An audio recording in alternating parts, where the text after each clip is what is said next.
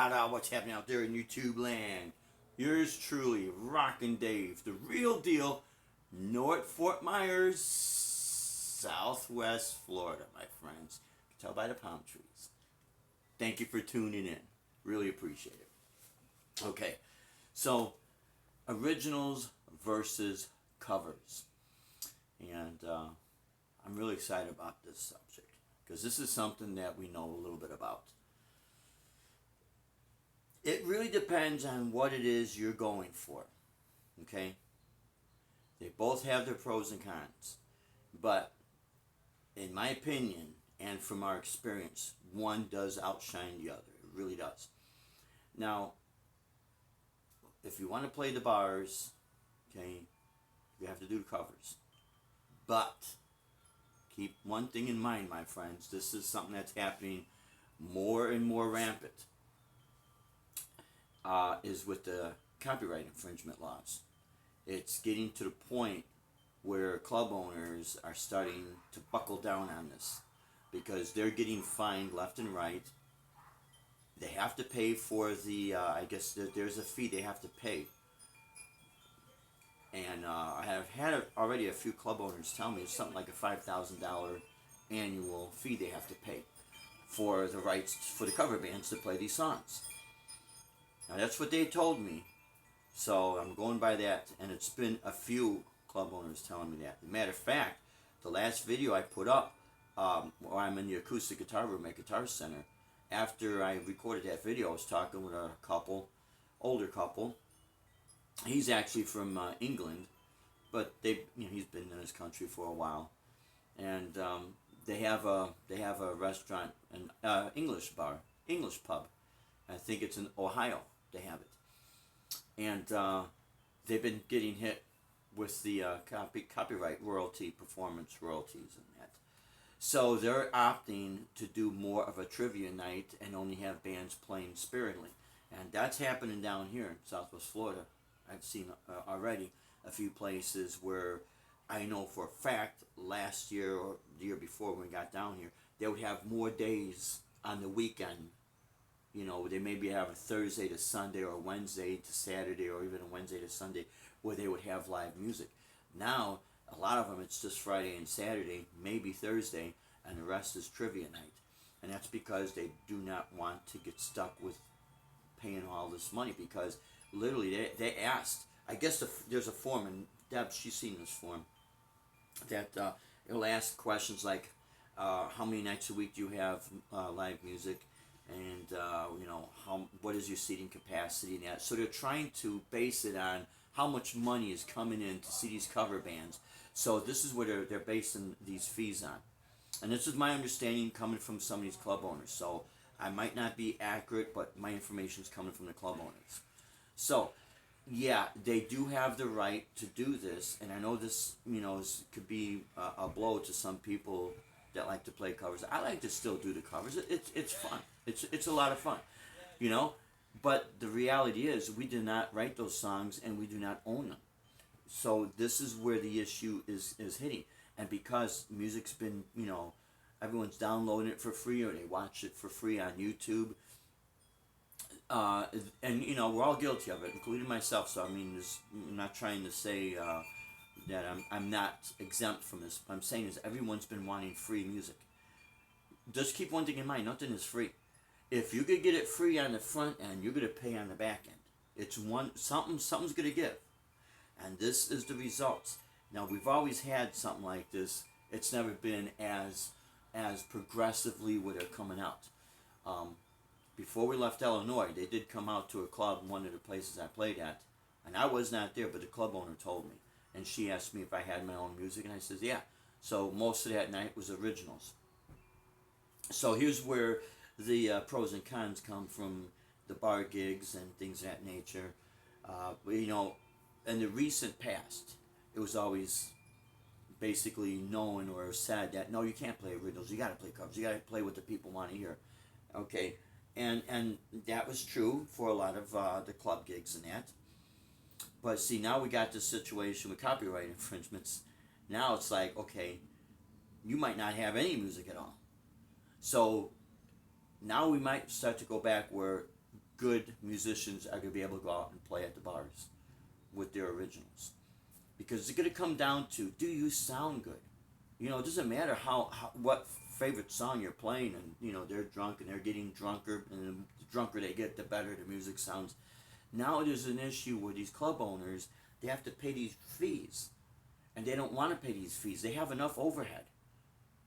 And actually, there is a club down here, I'm not mentioning any names because I'm not out to bash anybody or anything like that. I'm just stating facts. There is a club that we played at, and the lady, she's always been good to us. And some of the other bands, it sounds like they think they're getting hosed. Some of the club dates been getting canceled or whatever. Well, let's keep an open mind what the club owner's going through. Maybe they're getting hit so hard with these fees, and if they have multiple locations, they have places in this side of town, that side of town, so 4 or 5 clubs. That's per club that they own. They're getting hit with these. So they don't, unless they're getting some sort of a deal that they pay, BMI, ASCAP, and CSAC, unless they're getting some sort of a little bit of a break in price that they have to pay because it's still the same name. But if it's in different locations, who knows? They might get hit still. It might be more than $5,000, I don't know. But that's what I was told. But my point is that they have enough overhead to pay. So, of course, they're going to have to start to cancel. And this is what I mean. You got to be very careful. In this industry, in the music industry, it is a fluctuating income. Do not quit your job if you don't have to. And especially, to see if you can make money off of YouTube or the internet or whatever. You do what you want. But always have in the back of your mind that these platforms could change at a drop of a dime. And then what are you going to do? Because everyone's in the same boat. We all have bills to pay. The old joke used to be for celebrating New Year's Eve and celebrating the New Year's ringing in. What's there really to celebrate? It's the first of the month. We got bills. Bills that do. Guess what? That never changes, my friends. So, now getting back with my topic here. Originals versus covers. Now, it was also said, fairly recent, within the last decade, especially with the tribute bands, that, you can't make any money off of doing originals. Well, I don't know, maybe they've never tried, because we're living proof. All the gigs we have done, and we're continuing to do, that we've traveled the United States, we've been up to Canada, Mexico, we've done a couple of gigs in Europe, especially the gig for NATO. They did not hire me to play over at NATO, have invited me to come over there to play, because I played covers. They hired me because they like how I sound. They like my originals. And I'm very blessed and fortunate to be in that position. And all the traveling we've done, and all the gigs we've done, was because they like the way I play. They like my originals. They like my music. So it's because I do my best to sound good. And that right there is always going to be the focal point right there. You could play someone's favorite song, and if you're hacking it up, it's not going to be all that great. That is the truth. That is the reality. So when someone tells you you cannot make a living off of doing originals, they don't have the experience in it. That's why they'll say that, because they really don't know. But at the same time, yeah, you can get your foot in the door with the covers, but it's going to be your originals. And actually, your originals is going to establish you as your own signature sound. You're going to always have your influences. I have my influences.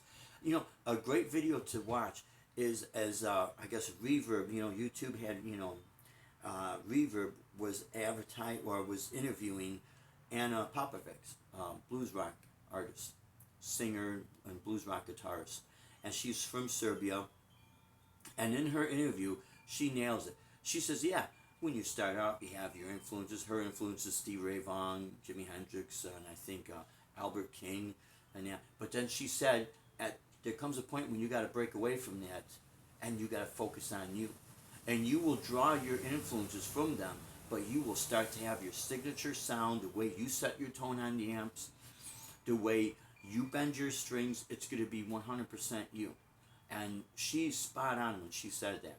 because that is what's going to establish you.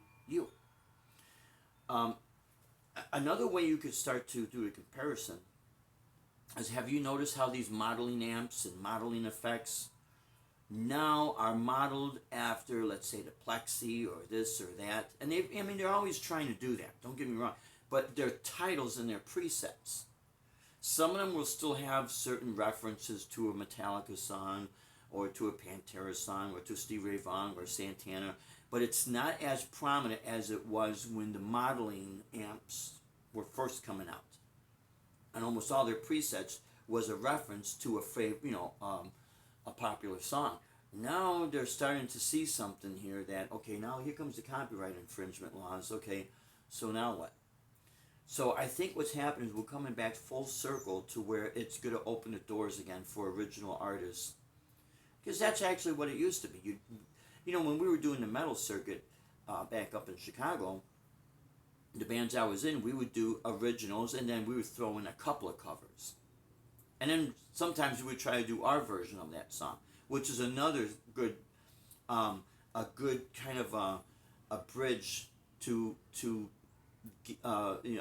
connect the covers from going into do originals.